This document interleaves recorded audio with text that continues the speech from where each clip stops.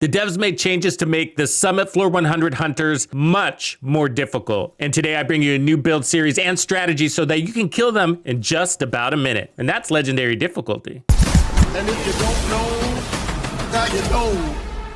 So as part of season 3, the devs made a bunch of changes, and we didn't expect this one, but floor 100 of the summit is now much more difficult. Before, we were able to fight from the lobby in both rooms on floor 100. I'm in the second room right now where the hunters are, and we used to be able to fight on the other side of that door, but now we can't. Now we're forced to fight from the room that the hunters spawn on. The difference is that we were able to use these doors as a choke point. Plus, there's an ammo crate back there and whatever. So we were able to throw traps there and force the hunters to come in. It was just a game of patience. But now we have to come out here, and that exposes us to a clear line of sight for the hunters as well as their skills. So the community has been struggling and asking for new builds and tips and strategies to survive this adventure, and that's what I bring for you today.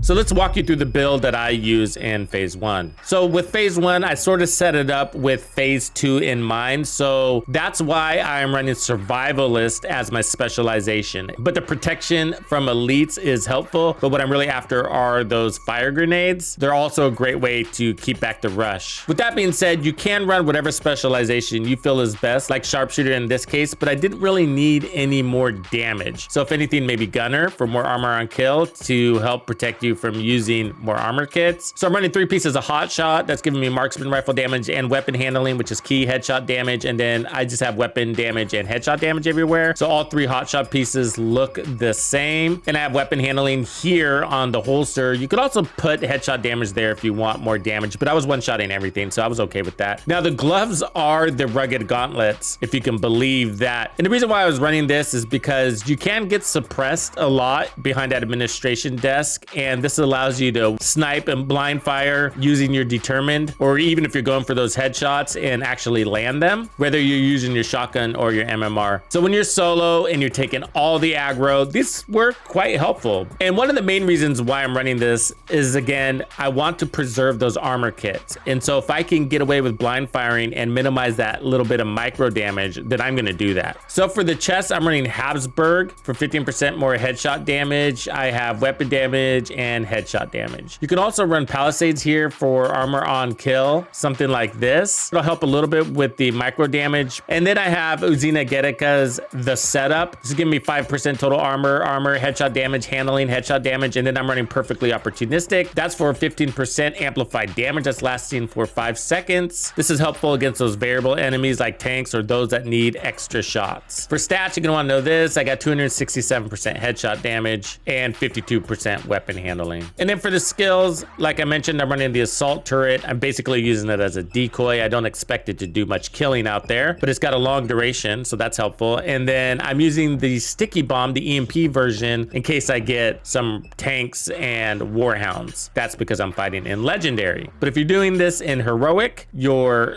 enemy spawns are going to be random. You don't know where you're going to get. They could be Rikers or whatever. So you might find you're better off with something like the shock traps.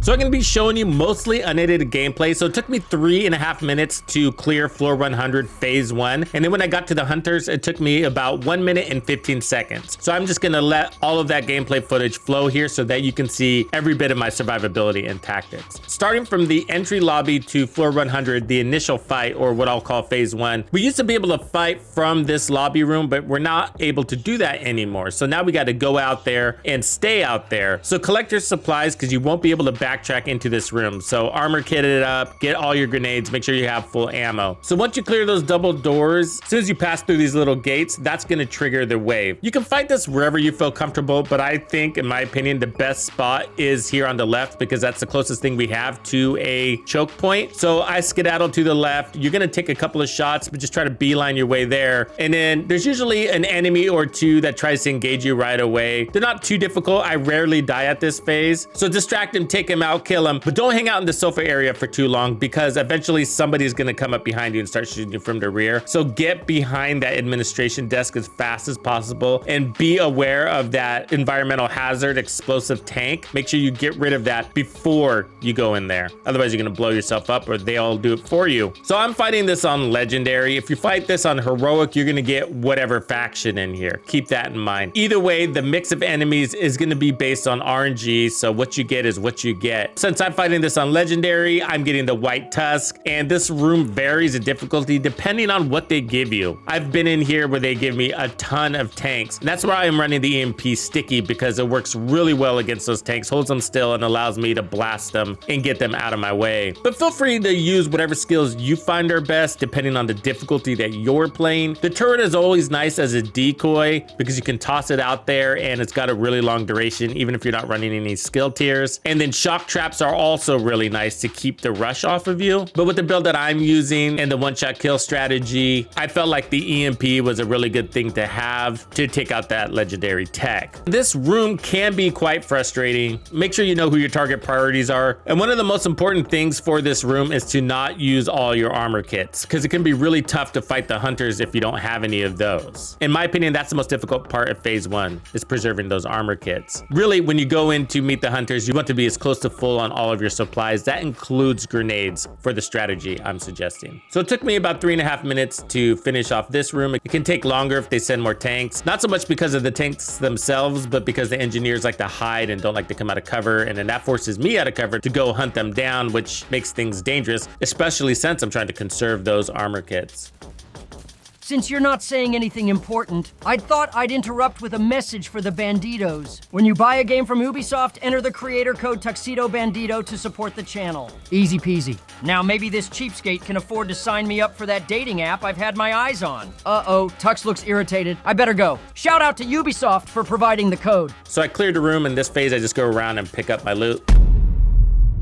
And so I have this loadout saved, and before I kick off the fight with the hunters, I switch to the other loadout. And this is the build I have set up for the hunters. So it's a variation of build 1. So I'm still running survivalist. We get that protection from elite. It's a little helpful for these guys, but those fire grenades, very helpful. So for the pistol, I'm running the TDI card, which is giving us an extra skill tier, and I also have sledgehammer on it. So dealing damage with a grenade applies a mark on that target, and targets with a mark will take 30% more damage to armor and have 20% less movement speed, and that will last for 10 seconds, which against hunters is forever, by the way. And so you don't actually need to shoot the enemy, you just need to have this on hand when you toss that grenade. And then you can switch to your Scorpio or your primary weapon, which in my case is the SVD. So the Scorpio is my backup weapon in this case. I have damage to targets out of cover with damage to armor, and then we're using septic shock. So we have the poison that disorients and shocks them, and then they take an additional 20% more damage. So when you have the Scorpio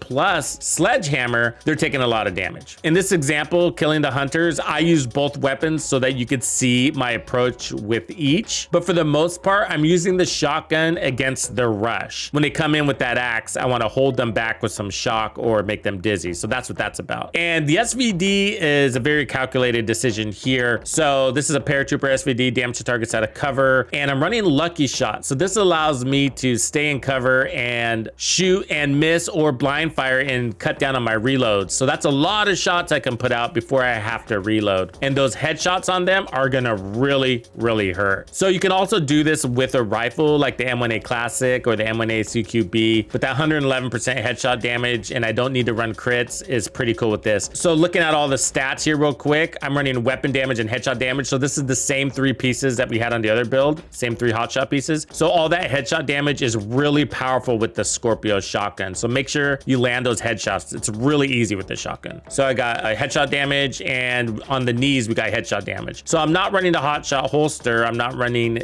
the rugged gauntlets. Instead, yep, surprise, surprise, the Imperial Dynasty. Why? Because your greatest threat is that rush. Well, it's one of your greatest threats. So when they hit you with that axe, you basically go down, you're done. The Dragon's Glare is going to keep them back. It's got a 35-second cooldown, but I found that was enough because they're not constantly coming coming at you, and you still got your shotgun and your skills and whatever. So status effects is gonna make that fire or whatever status effects you put on the enemy last longer, including those grenades. Plus you get a skill tier. That's actually helpful. And then we got hazard protection, which is gonna help with that disrupt a little bit that they send your way. So while in combat, applies burn to the enemy closest to you within 20 meters. And there's nothing you have to do. It's just gonna automatically catch a fool on fire. So the backpack is a setup still, the same one that we were running in phase 1. So I got armor and headshot damage, but perfectly opportunistic is now playing a larger role. So 15% more amplified damage is going to be helping that sledgehammer. It's also going to be helping that target takes additional 20% damage from the septic shock, not to mention our headshots. But what's really cool is notice this is for marksmen's or shotguns. That's the other reason why I decided to run the paratrooper SVD, so that it also gets that 15% amplified damage. And the chest piece is the named Habsburg called Cherished. That's giving us 15% more headshot damage. We have armor. I got weapon handling, headshot damage, and perfect trauma. This is actually a pretty easy piece to farm. Just go to countdown and set your targeted loot to Habsburg. And then perfect trauma. So applies blind to an enemy hit in the head. Blinding a hunter is extremely helpful, and the cooldown's only 20 seconds. And we're going for that head with our shotgun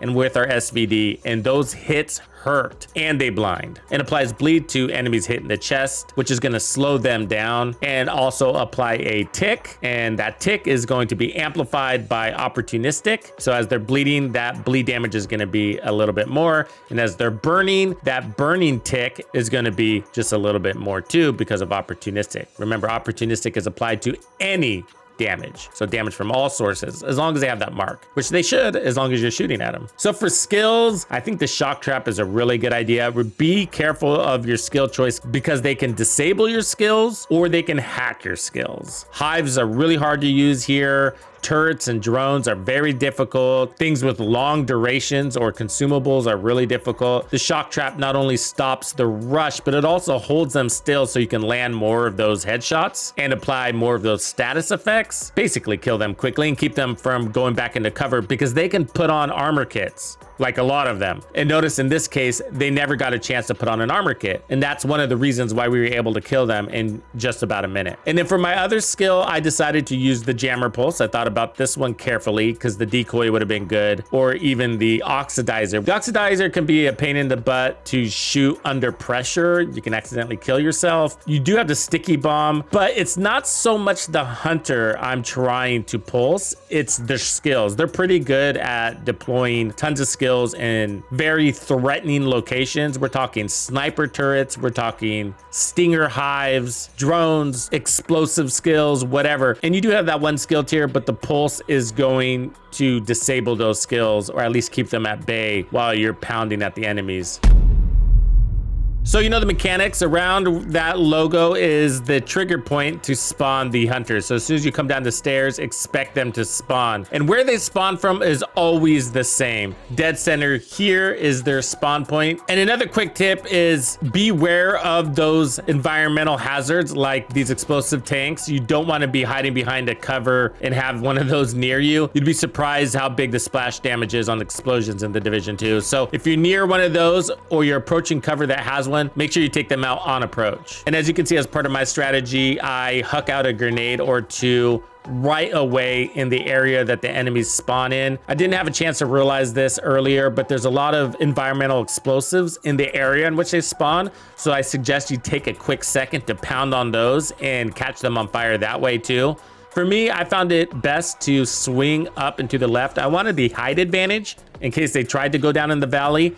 Then I'm able to pound on them from up above. But it's also important they don't have the height advantage on you. So I cornered the fight into the back left, and there's some environmental explosives around the way, so keep an eye on those. When they get near them, blow them up. So I just threw out my traps and held them in that zone, took them out really quickly. It may not always go this smooth, be aware of that, and brace yourself for a few tries in case it doesn't. So by no means do you have to do this on Legendary. I just wanted to show you that this build and strategy is pretty darn good. There's lots of other creative ways you can take these guys out. You can run the collector chest piece for for basically infinite grenades. You can run perfectly tamper-proof backpack on a decoy to help stop the rush that way. Whatever route you go, I suggest you think of ways of integrating skills into your build without actually having skills, like the trauma chest piece that does a blind and a bleed like a skill would, and the dragon's glare, which catches these guys on fire, and the Scorpio that disorients and shocks like a skill would. So with the new changes in season 3, did you try floor 100 yet? It's a fun challenge. Let us know what build you use. Thank you for hanging out with me today. My name is TuxedoBandido, and this was another episode of The Division 2. If you found this video helpful, subscribe, like, and turn on notifications to ensure you don't miss out on the fantastic experiences waiting for you in The Division 2. And if you like builds like this, check out the recommended build video I have here for you. If you have anything you want to see covered, be sure to let me know in the comments below. And thank you to all the channel members and donors who make everything possible. Tux Nation wouldn't be without you.